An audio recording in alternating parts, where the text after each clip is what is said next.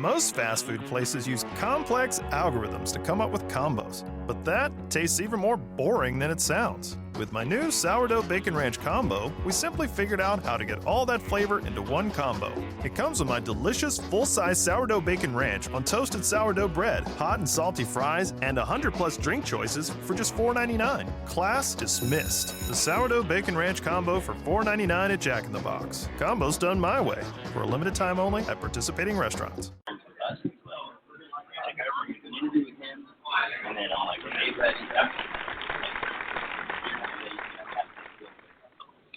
Good evening, everybody, and it's time for another edition of the evening edition of the Morning Punch-In Show with RB and Jay. This is Jay calling in live from the Pacquiao-Bradley Fight Week here in Las Vegas. We are in the media room. If you've been following our content all week long or since Thursday, you know we've had some really fun, some really unpredictable, some really authentic things happening, and we are really looking forward to bringing you some more. What do you think, RB? You think we've been doing a good job so far? I think we have. I think we've been having a lot of fun with people. We've been throwing curveballs left and right, and I think it's been fun. I think we've been a breath of fresh air. We might be a little bit annoying as well, but that's okay. Anyway, we checked on the Manny Pacquiao and Bradley weigh-in. We had Christina Pontius over here earlier. We're going to play our little interview that we did with her to get some behind-the-scenes information and her thoughts on the fight. We also got to talk to Team Crawford earlier today, and if anybody's been on Twitter and on social media, everybody has been throwing them under the bus because everybody really wanted to talk the fight to get announced today, and apparently there is a little snag, there's a little hold-up. So we're going to get the real story from Team Crawford and how confident they are in that the fight will get made, hopefully within the next day or two. So stay tuned for that. We're going to play that towards the end of the show. Right. So you will definitely enjoy that. You'll hear Crawford. If you haven't gone over to the YouTube channel, check it out. We've got Bud Crawford playing dominoes with us, giving us a little insight on what's happening with the post-style fight. And you'll definitely want to tune in later when we talk to his trainer, Brian McIntyre, a.k.a. Bomac, so we can get the real scoop of what's happening right here, right now, this weekend in Vegas. And so I think you uploaded the videos already on badculture.net's YouTube page. Exactly. We have the Roy Jones one-on-one candid sit down with him. We got some performance out of him at the end. Right. Oh my gosh. We had so much fun with him. And Terrence Crawford came over here. We played dominoes. And I think you uploaded that as well. So go check it out. We've been having just a ton of fun with people. Now we're about to really turn up, though. Turn all the way up. She needs no introduction. None. NAB Prep Matchmaker of the Year. Main event, VP of Operations, Jillian. Yes, let me give you the applause. Yeah. Thank you. Last time we had you on, you and Lou DiBello went 15 rounds on the ruckus. Yep. Have you guys made up or communicated since then? Oh, yeah. Right after the radio show, we called my cell phone to apologize. And then we talked a couple weeks after that about possible matches, about fighters, and maybe there's something that could be done, but it's all good. I have thick skin, so. All right, good. That's great. So we saw your fighter, Sergey Kovalev. He's here. Yeah. And we also saw that he was ringside at the Ward Ferreira fight. Yes. And I think all of boxing is hoping that is the next fight. What are the chances that that's going to happen next? Or do you think that Andre Ward is going to want to tune up with Kovalev? I think that Andre Ward's going to want to tune up. Sergey's going to have a fight also. They both, we have an agreement. They can fight by a certain time, and I think they'll both take that fight. And, in the fall, hopefully we'll have Kovalev and Ward. They both have to win their fights and meet in the ring in the fall. They both have to show up. Realistically, where would that fight happen? Kurt Kovalev said, I'll go to Oakland if I have to go to Oakland. A fight of that magnitude, will it land somewhere more neutral, you think? I mean, could it be like New York or Vegas? Well, the good thing about Kovalev is he would fight in Andre Ward's bedroom with his family just watching. So wow, Kovalev will fight anywhere, anyone, anytime. So, but we're looking at both East Coast and West Coast, New York, Vegas, We're keeping all options open. Oakland could be a shot. It's whatever has the best deal and makes the most sense for those total promotions. So you have a fighter here. You're in Vegas. You have Muhammadi on the undercard. And actually, it's a really damn good undercard. Which fight do you think will steal the show? Ramirez and Abraham. Okay, sorry. I was reading something. I think that one's going to be a good one, too. Who are you picking in that one? Abraham. Yeah? Oh, yes.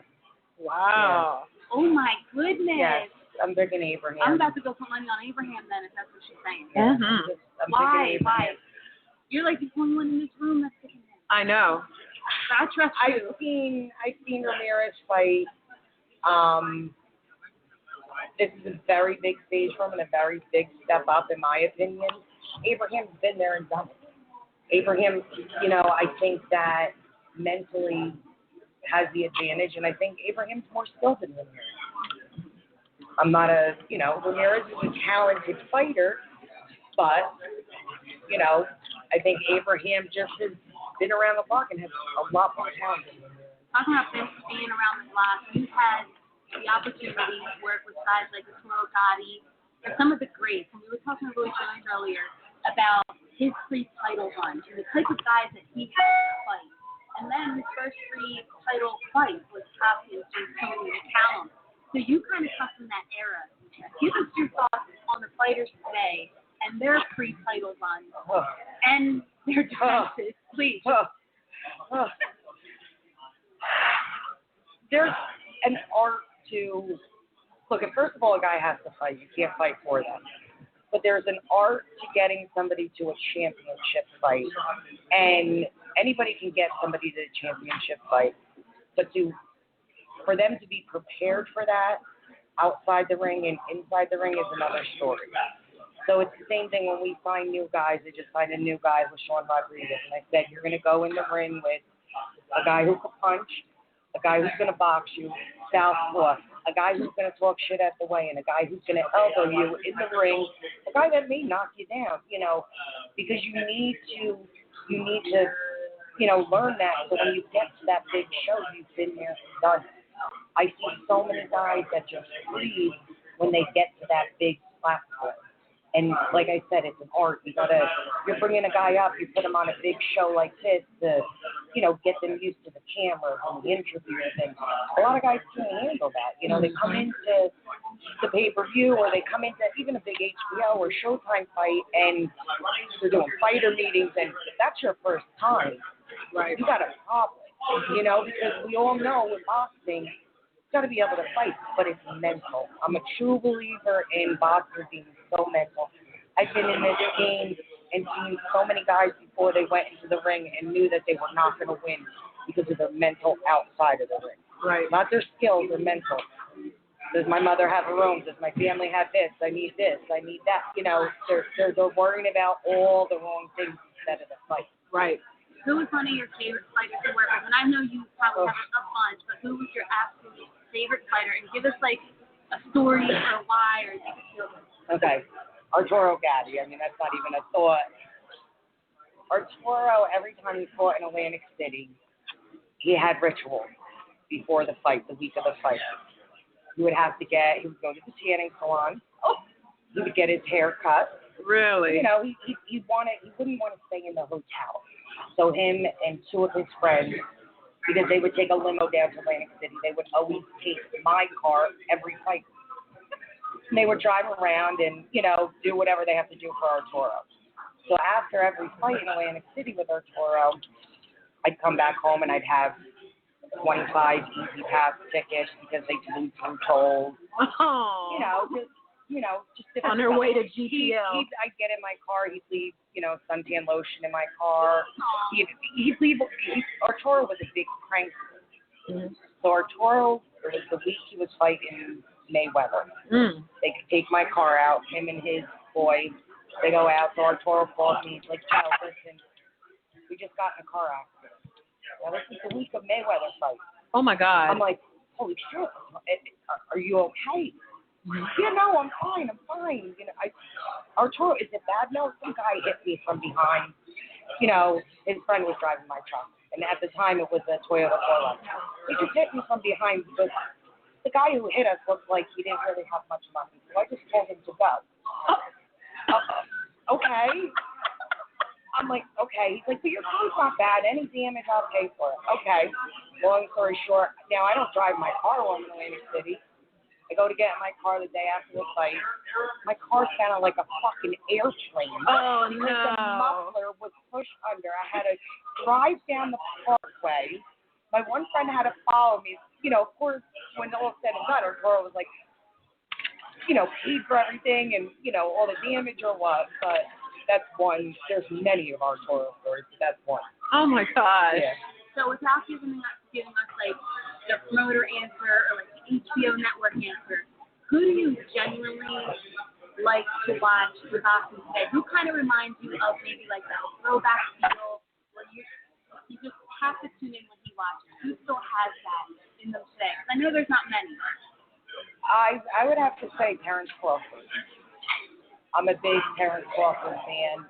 I like his style in the ring. I like that he'll fight anybody. You know, you don't hear much of him not wanting to fight people or not wanting to fight here, not wanting to fight there. But I'd have to say Crawford. And I was also a big, huge fan of Miguel Cotto. Big fan. Are you a big fan of Andre Ward?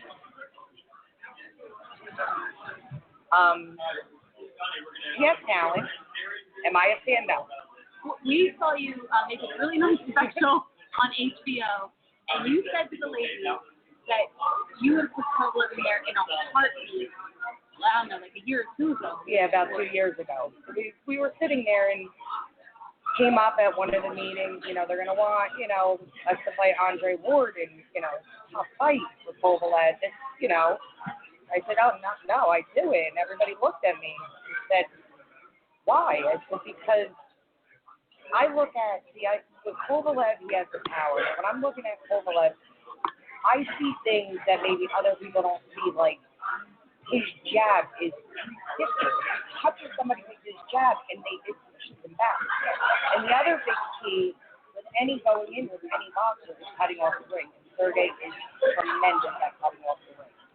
So, you know, and I think with a power puncher, with a boxer, once they get touched with that power, a lot of stuff goes out the window. So, and with Sergey, I think he always has the mental issue. He doesn't let shit bother him. Right. Ever. So. And you're blessed because most fighters are so distracted, like you said. They're worrying about this, that, rooms, clothes, sneakers, everything except for the fight. Right. It's just that. And I tell fighters all the time, our job is to make sure that you get in that ring, whether it's a 4, 6, 8, 10, or 12 rounder, and you have nothing on your mind but that fight. Because you have so many fighters that are worrying, oh my God, my promoter's ripping me off, I'm not getting paid. And they're saying it's not in their head, but it's in the back of their head. And that's what mentally, and then you hear fighters all the time, I couldn't get off, I couldn't throw the punches. Because mentally you weren't there. You're worried about other things. You know, that's why I tell fighters all the time. If you have a problem with us as main event, come and talk to me. Don't assume shit. Just come and talk to me. I'm going to give you the real, you know. And a lot of them just believe everything around them and people telling them stuff. I tell people all the time, oh, so-and-so made $5 million for that fight. And I said, yeah, and Kathy pays me $1 million a year. Does she? No, but I just told you. I was like, yeah. I was over here getting my resume together. Like, sorry, Michelle, you know, this RB thing ain't working. We're going to have to get some other jobs. So if I got $1 million, I'd be a much happier person. Oh, man. So switching gears a little bit, congratulations. You finally got Kurt Stevens to fight. Oh, yay. Oh, my God. This kid has called out anybody. He's another one. I'll fight anybody, anywhere, anytime. To sign the contract. I called you. He called us, too. Yeah. We were going to tag in. What the hell? Why has it been so hard? A lot of people don't want to fight Curtis. You know what? He's a guy, you know, he has the power, but there's other guys that have power. They don't want to take the risk of fighting Curtis. That's why But Jeandra, I give him a lot of credit.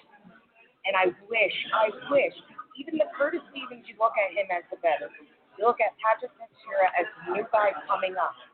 Why can't more guys do that? Right. You know, the veteran in Curtis isn't saying, I'm getting set up. I'm fighting on a Golden Boy card. I'm fighting an undefeated kid. No, he's saying, I want to fight. If this is the fight that's in front of me right now, and this is the kid that will take it, I want this fight. Other veterans, they'd have every other reasoning to say it's the Golden Boys fight. It's, you know what? There's two people that get in the ring at the end of the day. Right. It ain't main events and it ain't Golden Boys, it's the fighters. Right. So I give him a lot of credit, and again, I give Patrick Jeandra a lot of credit for taking it. More younger guys need to do it, you know? Let me ask you about a past Curtis Stevens fight. And this is the only fight my daughter ever watches. My kid hates boxing, ironically enough. I'm watching a playback of a fight when he fought Elgin Ayala, and I'm braiding her hair for school. And that was the funniest thing I've ever seen. Curtis beat his ass, as we know, when we saw that fight. And side note, that was after a 2-year layoff. Oh, I didn't know that. So beats his ass, and the whole family jumped in the ring. Yes. Where were you when this go? My kid loves this. She goes, why is his uncle in the ring punching the other guy? What the hell happened that night after that fight? Where I was by the ring screaming at everybody because Elvin Ayala's brother or cousin ran in the ring to attack Curtis. Mm-hmm. I wasn't concerned about that. I was concerned about Curtis's guy. Right. Going and attacking him. So was trying to calm all of them down, like just let, you know, security handle it or what. But he was so upset that Elvin Ayala got knocked out. His cousin ran into the ring. He had and more. he got arrested. Oh, my God. Yeah, he got Curtis arrested. is up on the rope celebrating his victory, and he's getting snatched down by the cousin. I said, wow, this is hot. Yeah. I wish I would have been at this fight. Uh-huh. But, yeah, that's my earliest Curtis No, Stevens. and that's another funny story about that fight is we had just signed Curtis, and I said, the only way I'm signing you is you have to fight at 60. You can't fight at 68 because that's not your weight. Okay, no problem. Put him in one fight, and he was overweight. The fight didn't end up happening. This isn't off TV. So now his next fight is Elvin Ayala at 160 pounds. So I said, okay. I sent him the contract, and the contract I put that he was getting a purse of $1,000. If he makes 160 pounds, then he gets the rest of the purse. Whoa. So to give him that motivation, you know, and he loved it. Yes, and he loved it absolutely because it's again, Do your job. yes, Right. It's competitive where I'm going to prove you wrong, Joe. I can make it, and he could. He could make it no problem. And I knew he could make it no problem. But you have to be a professional. You have to make your weight, you know. And that was one thing that I did with him, and he loved it because it was a challenge. Like you wanted to prove you wrong. So. Talking about making weight, it's been kind of sickening that you have a lot of fighters missing weight now and losing like titles on the scale. Right. I mean, this is just, Oh yeah. the belts don't mean anything anymore, or what? I mean, it's just the guys are complacent, or I don't know, they're just not pros. They're not pros, you know? It's been happening for years. I remember we had a fighter, Panchito Bajada, in California. He was a big amateur standout. He was 18 years old when we signed him. He'd come in and not make the weight, and these were undercards, and okay, he's over 2 pounds, let it go, okay, the opponent. Okay, so, and I remember sitting there, and I wasn't in this call at the time, and saying, we are creating a monster by letting this happen. They need, you know, they need to be punished.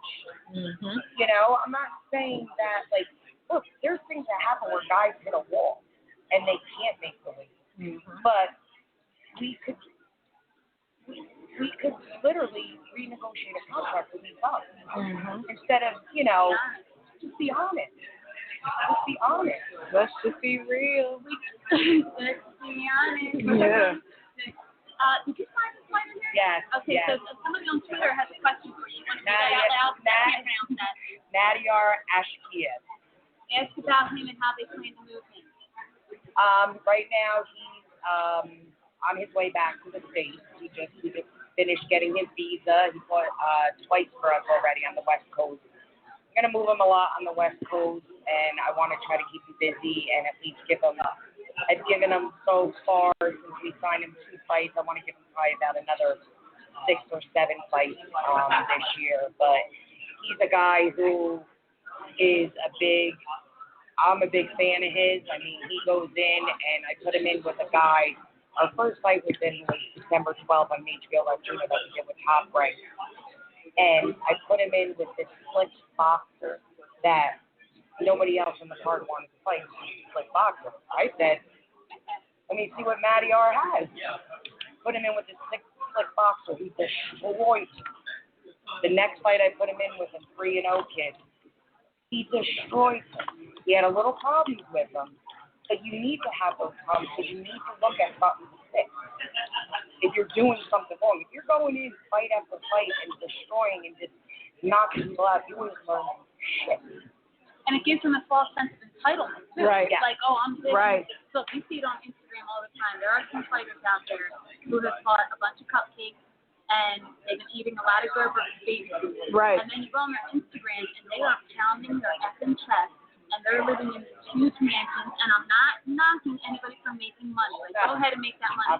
Right. But you got, 4 Rolls Royces, and you got mansions, and I did this off the muscle, and I'm this, and I'm like, you haven't fought nobody, baby. Right. And so I kind of miss the old days a little bit, and it sounds good, like I want to fight the best, but they're not. No. And they're not. If a fighter wants a fight, it's happening. I don't care if their manager and promoter is the Pope, okay? If a fighter really wants to fight, it's going to happen, i.e. Evander Holyfield, Mike Tyson. Promoters, managers should not stand in the way, and they don't stand in the way. To me, that's all bull. A fighter wants to fight, all they got to do is man up. You can make the fight happen. Right. I don't care what anybody says. Especially if you're with the same promoter. Right. Or the same quote-unquote manager-promoter. Right. It should be able to happen. It should be, but even if you're not, if you're a fighter, if you want the fight, it's going to happen. I.e., Yeah, let's talk about I mean, I'm embarrassed for him. Oh. I'm embarrassed for him. I feel bad because I just can't believe that, because every time I see something, all he's doing is showing fucking cards. And he ain't fighting. No. Nope. What is going on? I don't. Hey.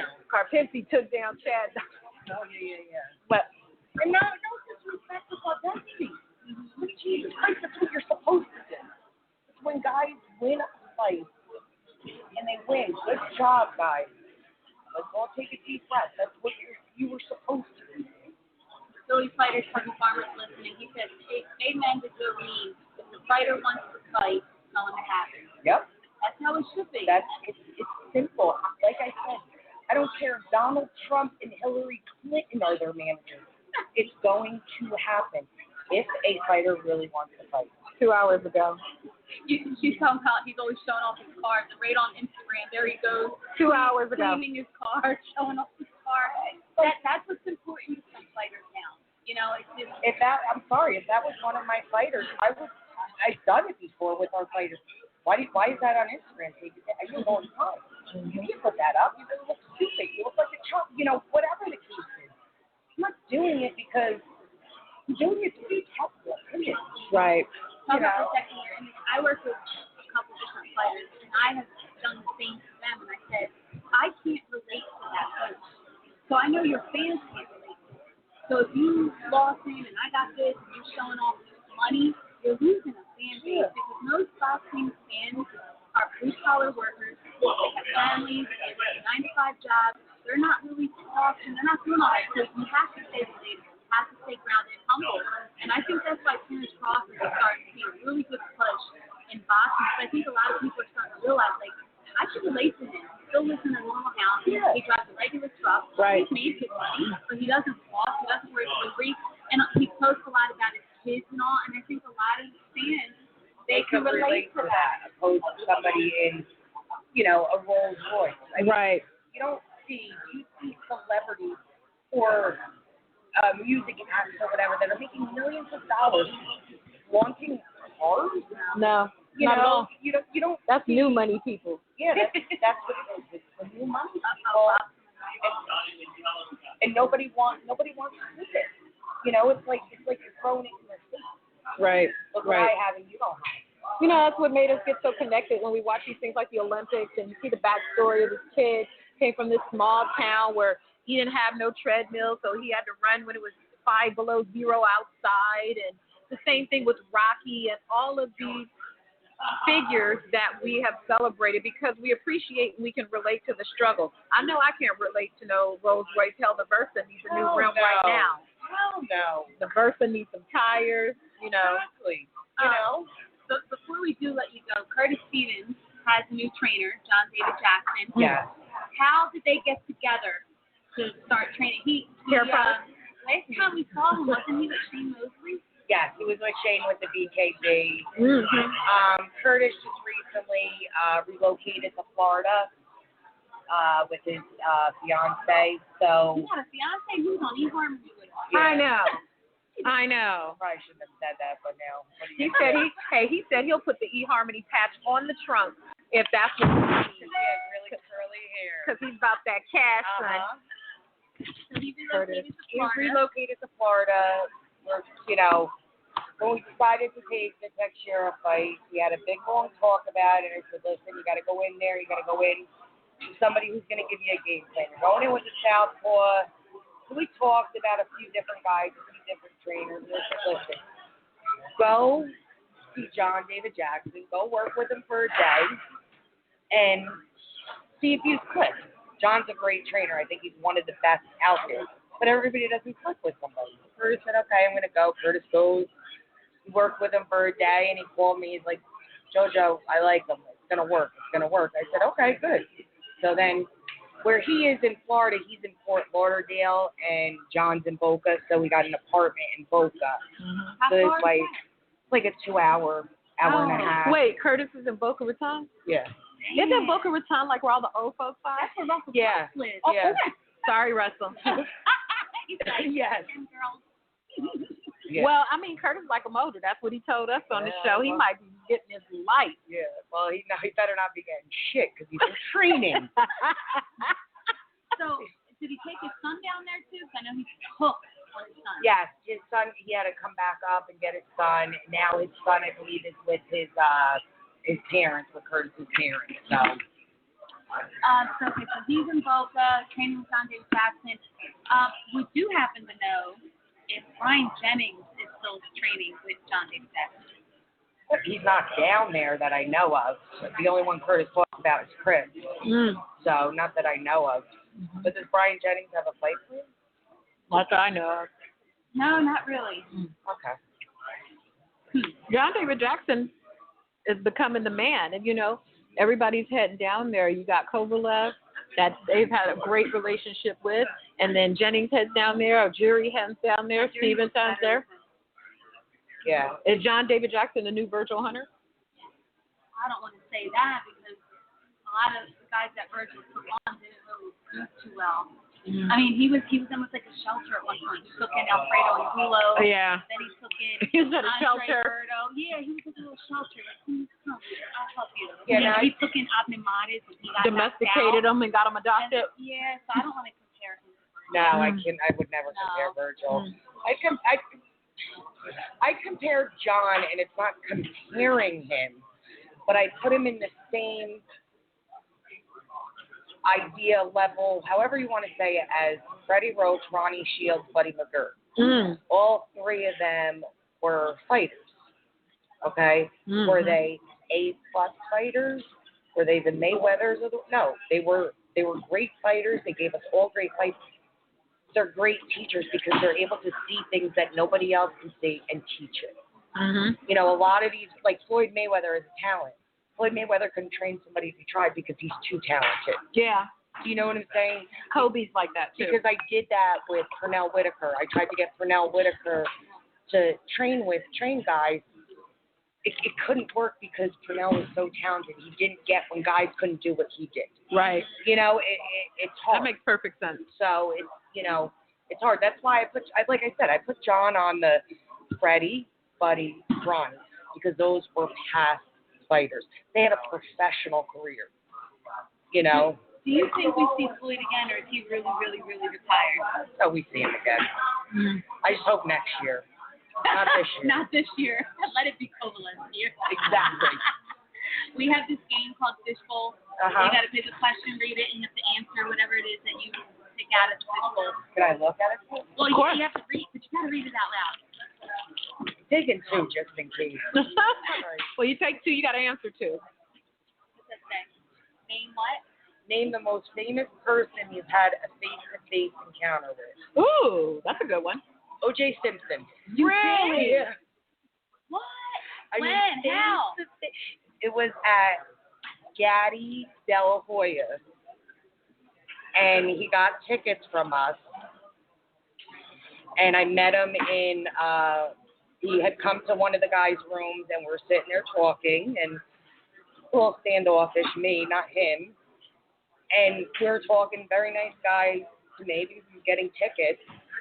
So I was going to the fight, and at the time I was dating this guy, and we're walking to the fight, and it's here at the MGM. We're down in the lobby, down by the arena. I'm walking with this guy, and all of a sudden OJ says, "Jolene," and I'm like, he's like, OJ.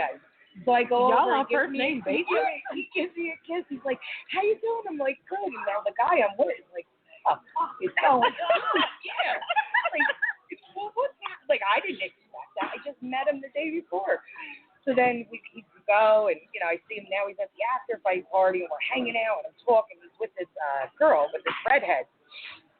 So I'm drinking, and so I say to her, they're leaving. He's like, "Oh, it's nice to meet you." He gives me his number, this and that. And what? Yeah, so he's like, because he wanted to get in boxing at that time. Really? Yeah. So I was like, okay. So I said to the girl, I don't know why. I'm like, "Oh, make sure you're careful tonight." Like, what's wrong with me? Who says that? And she probably looked at me like, Man, in really? hindsight, are you like, whoa? It's never a good look when O.J. Simpson in Vegas tells you to be careful tonight. Well, how did he want to get into boxing? Like as a promoter? as a manager. Oh, okay. Yeah, as a manager. Ooh, But wait. he was very, very, very nice to me, you know, like, he just, like I said, I met him in the morning with tickets or what, and talked to him and this and that, and he was very, like, much, like, wanted to, like, know more, and like I said, when I was walking through, and he's like, "Jolene," like, and I'm like, O.J. Simpson's, like, calling my name, and then he gives me a kiss, and the guy I'm with is like, "Why is O.J. Simpson kissing you? What is happening?" You were right in the now? hot seat. That Yeah, and I Wow. was like, "Oh, well, you know, I'll introduce I'll make it up to you you." later. Well, I was at Hertz renting a car, and you know, and he saw me, and it was all good. We know you have a meeting to go to, but Yes. thank you for joining us. I'm sure we'll see you later. Hopefully we'll grab another margarita. Yeah. Yeah. All right. That's Thank where I'm you, going now Jolene for Madone. margarita. Oops, turn one up for us. Wait, let's give her Twitter handle. Where can they follow you? J Madone, JMIZZONE. There, she just All gave right. it. Yes, follow. You know, stay tuned. We could be getting a Kovalev announcement soon. So we're going to take a quick commercial break, and we'll be back with our next guest.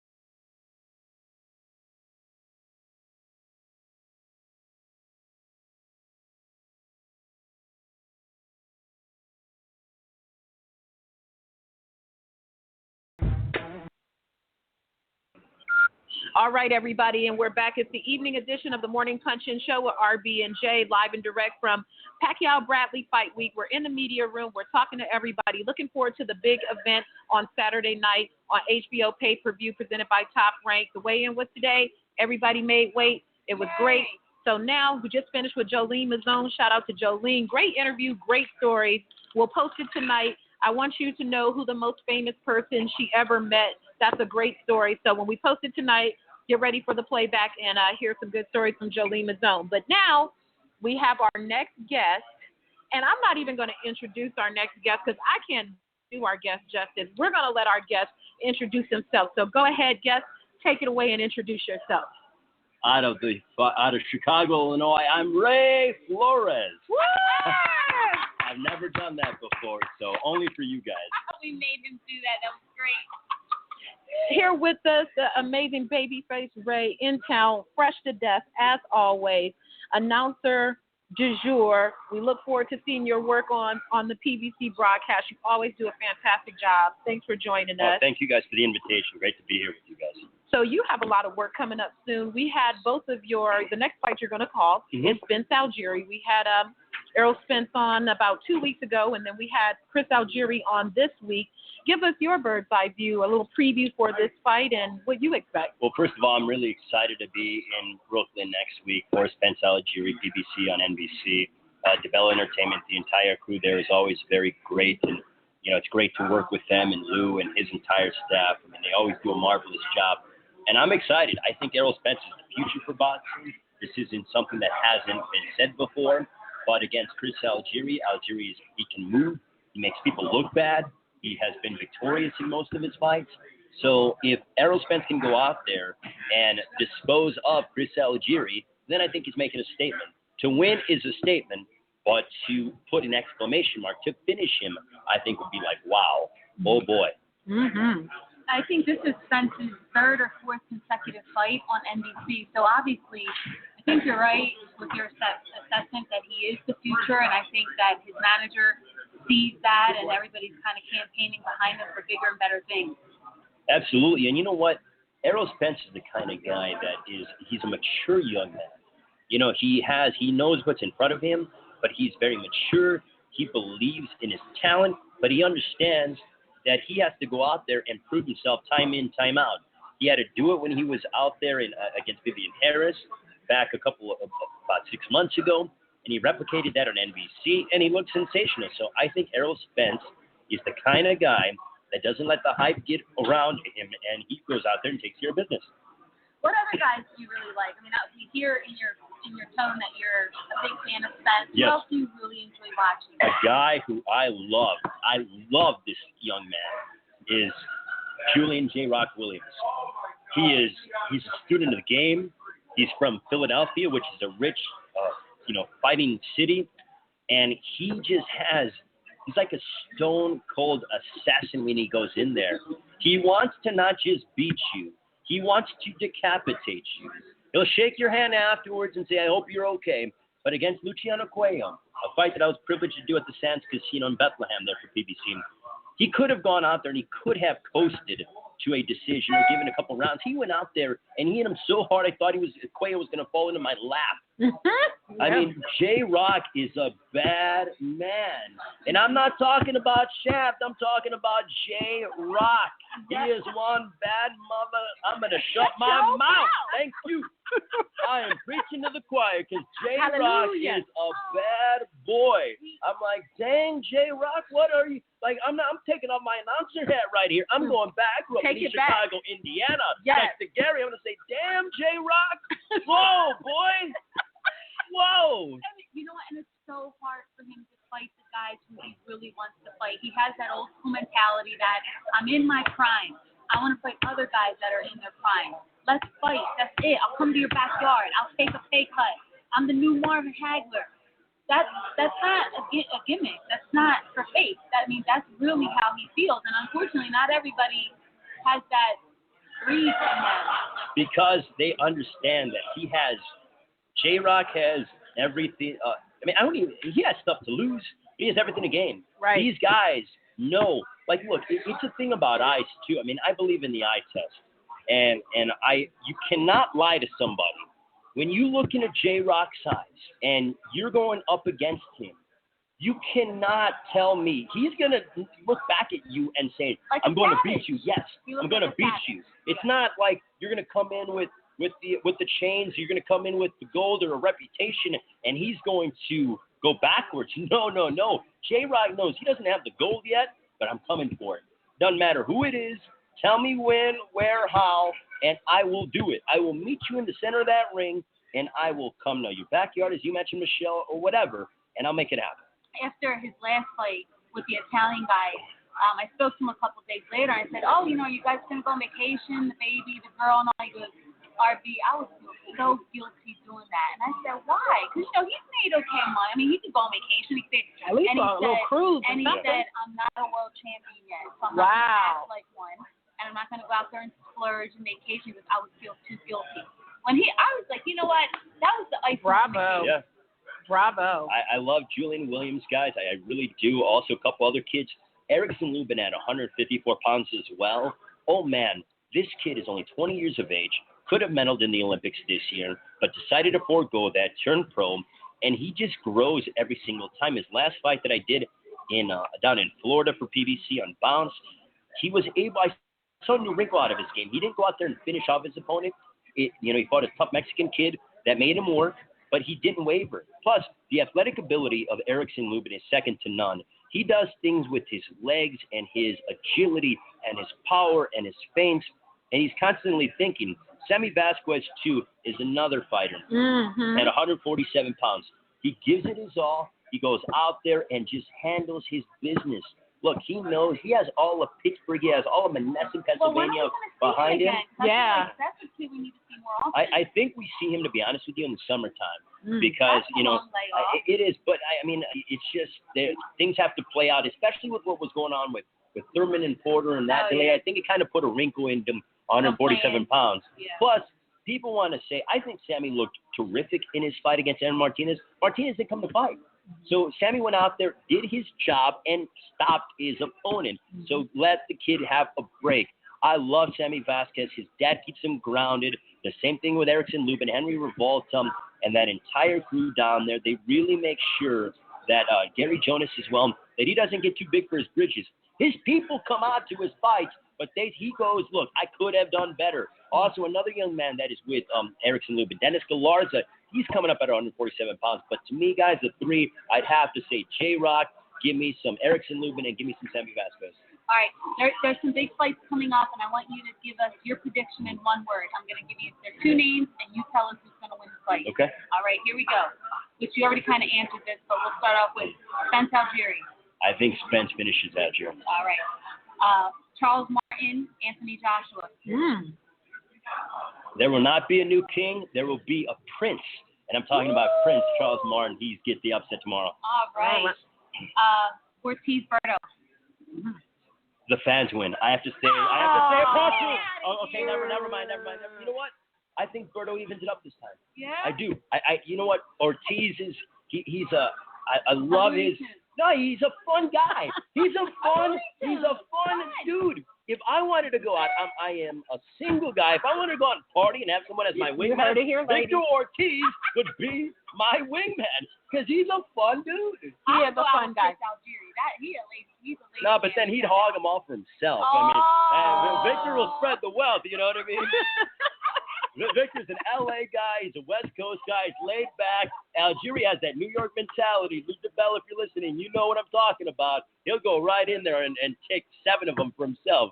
I think Victor spreads the wealth. All right, ladies, if you listening, though, nice-looking young man, he got a job because he's on TV every week. Oh, my goodness. Send us your pictures and resume. I am. I don't have time to date at home. Yeah, I don't have time to date at home.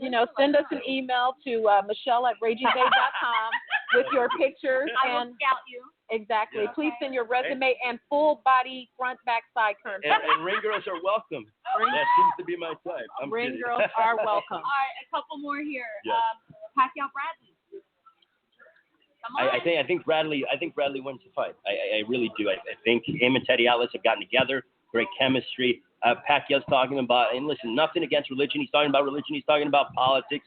Man, hey, look, you're in it for the payday. He's going to come in. I want to do nice, whatever. Okay, it's not the nice business. This is the hurting business. Tim Bradley, you look in his eye, he's like a mercenary. Yeah. He is a mercenary. And now he's got the general of generals in Teddy Atlas. Programming him, look out on that one. We're firemen. We have firemen, yes. Canelo Khan. A mismatch. Canelo all the way. Total mismatch.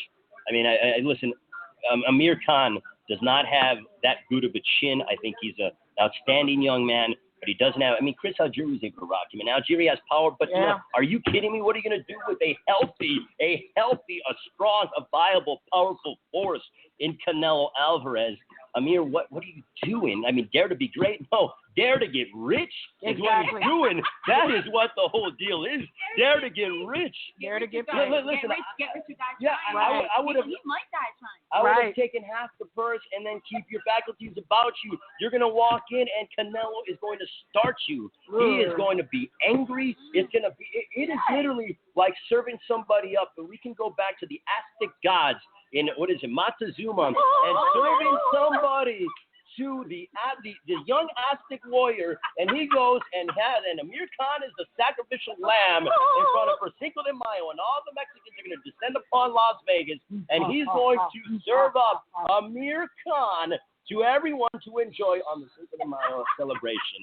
That is what my prediction is, and I know I went into detail, but... Okay, well, last one. Yes. Oh, we're going to get kicked up out of here. Uh-oh. Okay. All right, ready? I saved the hardest one, I think, for last. But Thurman or Porter? Thurman wins the fight. I love Sean Porter. He's a great young man. Him and his dad, I mean, they have this work ethic. They have this love for the game. But Keith Thurman, if he is focused, if he's totally healthy, he's got that jab, and then he's got that right that goes, bow. Oh, my goodness. He has the reach, and he's going to keep Sean at the end of that right hand. However, the reason why I can see some money coming in on Sean Porter, we are in Las Vegas, ladies, and it's obviously a betting town. Yeah. I can see some money coming in on Sean Porter, and he's a live dog because we saw Keith Thurman for once get hurt by Luis Colazo back last year to the body. He almost got folded. So if Sean Porter is a middle linebacker, he's a running back, he has a gas tank that can go. Oh, my goodness. He's like the Energizer Bunny all day, every day. And he smiles when he's coming. What is that song that they say? They smile in your face. What is the backstab? Yeah, the backstab. He's smiling in your face and he's trying to rip your head off. And Keith has got to understand that you have got to be the matador to the bull of Sean Porter. So I think it is going to be a very fun fight. I think that, to me, is going to be potentially the fight of the year, ladies. And that is without question. And I'm sorry for being so mean to Amir Khan, but we have he'll be all right. We have to, well, hopefully we'll be in New York. But I have to take this back, Ray, because everybody sees you now, and every week you're everywhere, and you're doing all this work, and you're hosting some of the biggest events. And I mean, it's an amazing journey, I think, for you, because I've talked to you about this before, but our listeners don't know.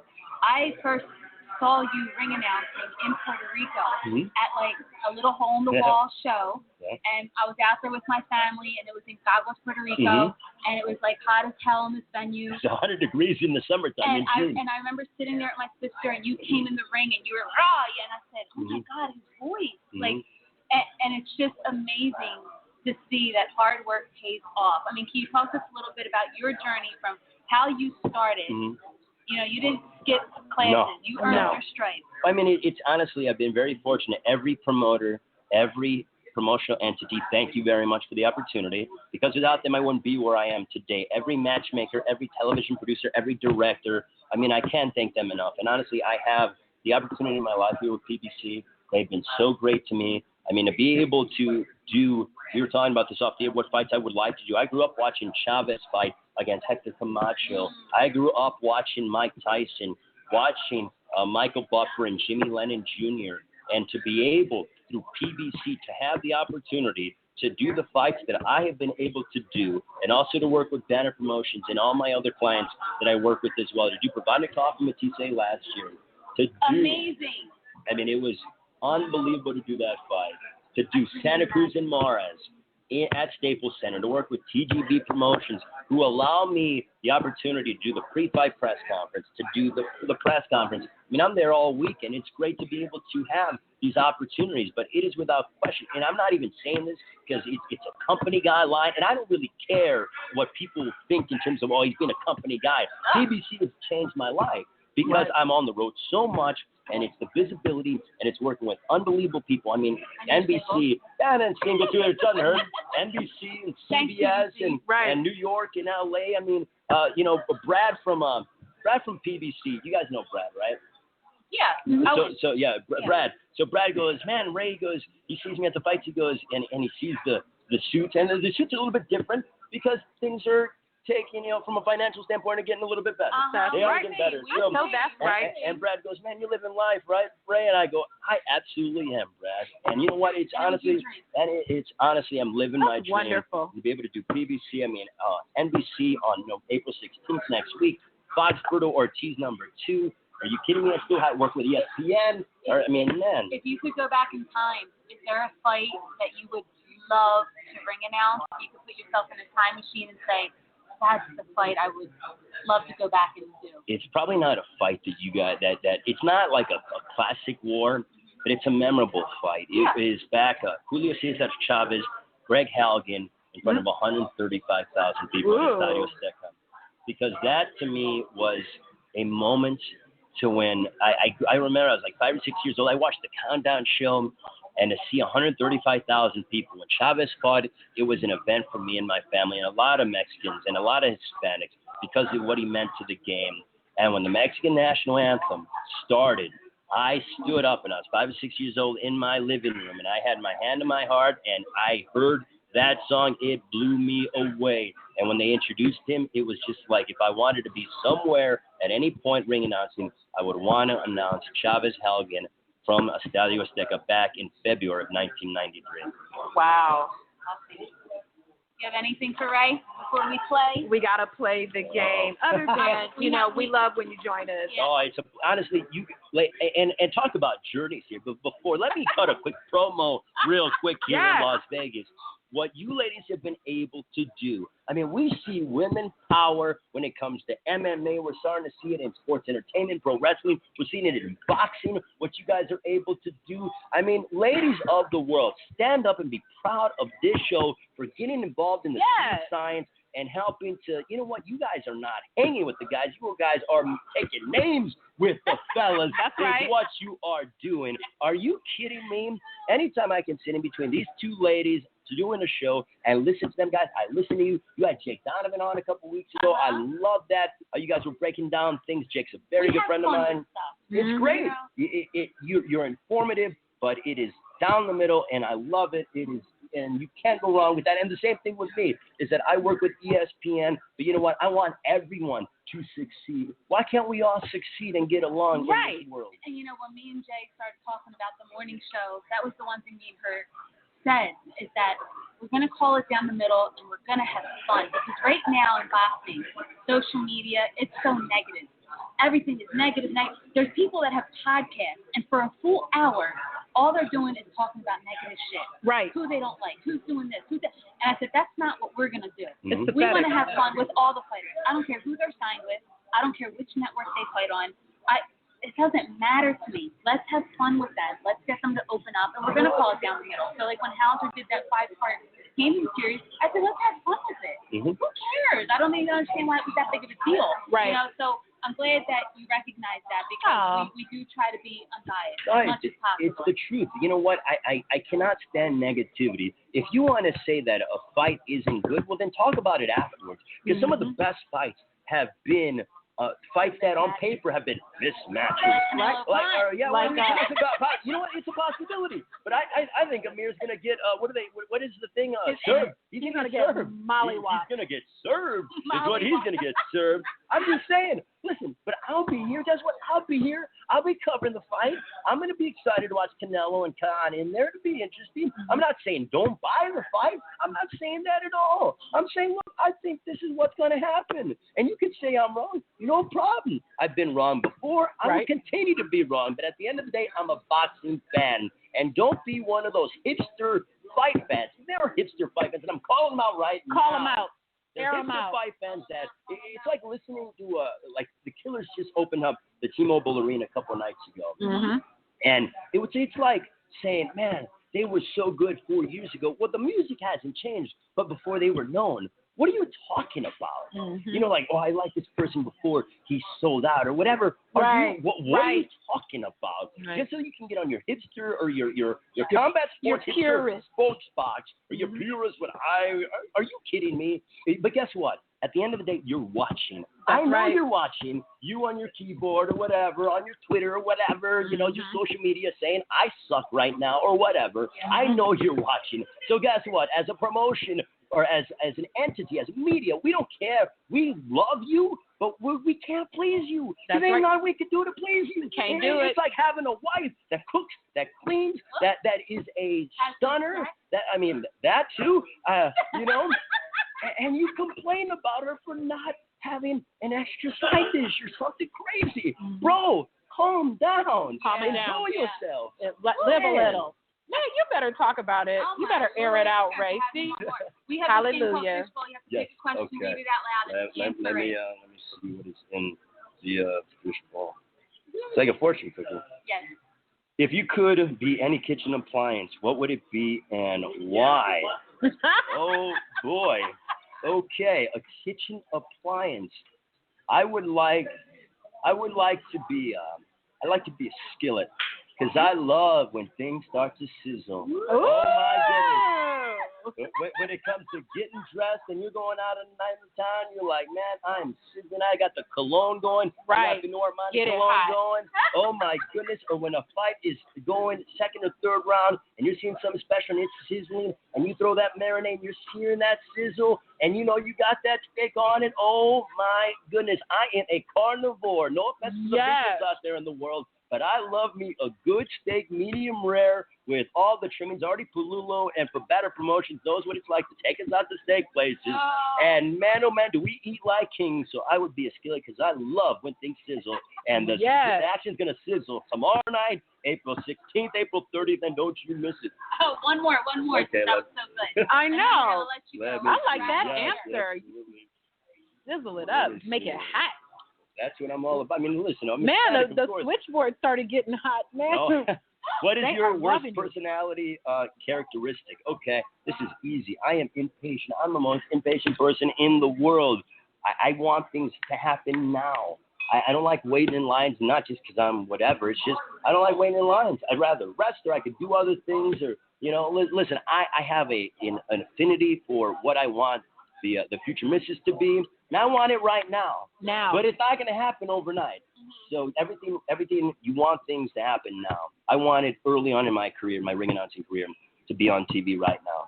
But the best things in life are truly without waiting, or are truly worth waiting for.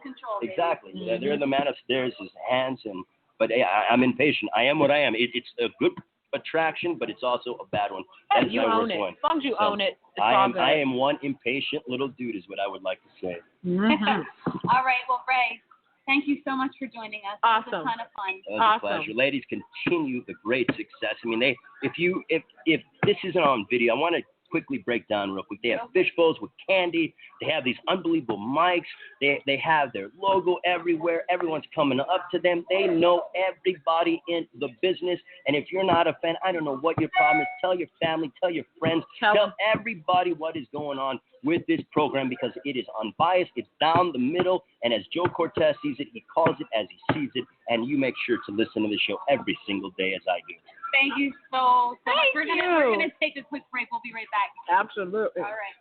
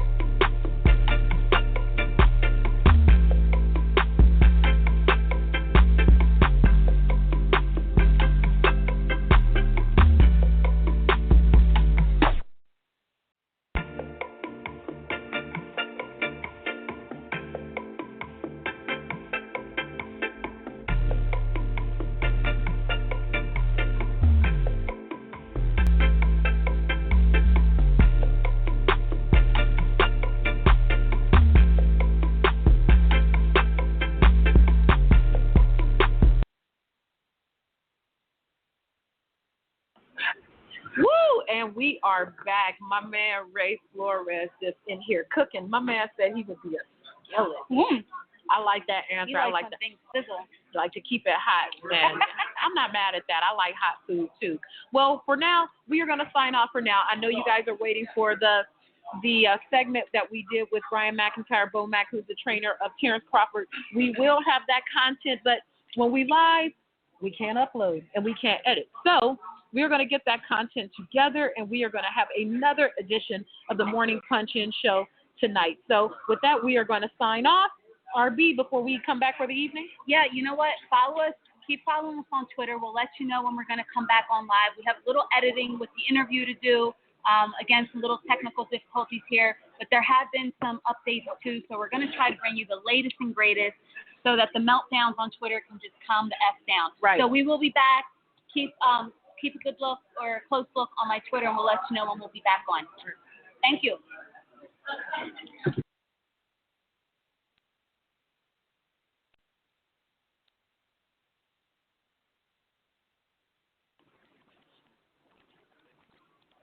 Albertsons introduces our exclusive new signature family of brands.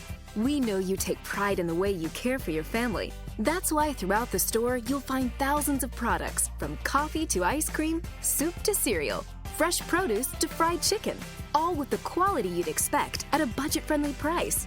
Best of all, we proudly stand behind our signature brands with a 100% money-back guarantee. Albertsons Signature Brands. Quality you can trust, guaranteed.